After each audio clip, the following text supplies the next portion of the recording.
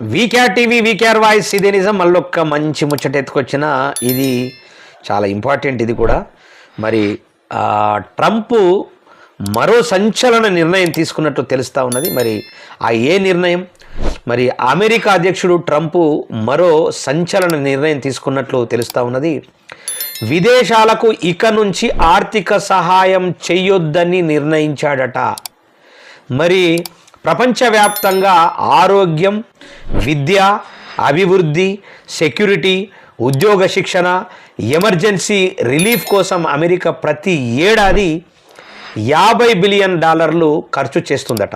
మరి తాజాగా Trump executive ఆర్డర్లతో America ఖజానాకు ఈ నిధులు ఆదా కానున్నాయి. అయితే ఇజ్రాయిల్, ఈజిప్ట్కు ఇచ్చేటటువంటి నిధులకు మినహాయించి మరి మిగతా దేశాలకు మాత్రం చెక్కు పెట్టేటటువంటి అవకాశం ఉన్నట్లు మనకు స్పష్టంగా తెలుస్తూ ఉన్నది. మరి దానికి ఎందుకంటే అమెరికాలో అనేక వాటికి $50 బిలియన్ మరి ఖర్చు చేసుకోవచ్చట.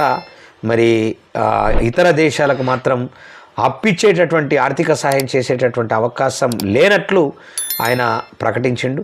మరి అది చాలా సంచలనమైనటువంటి నిర్ణయం.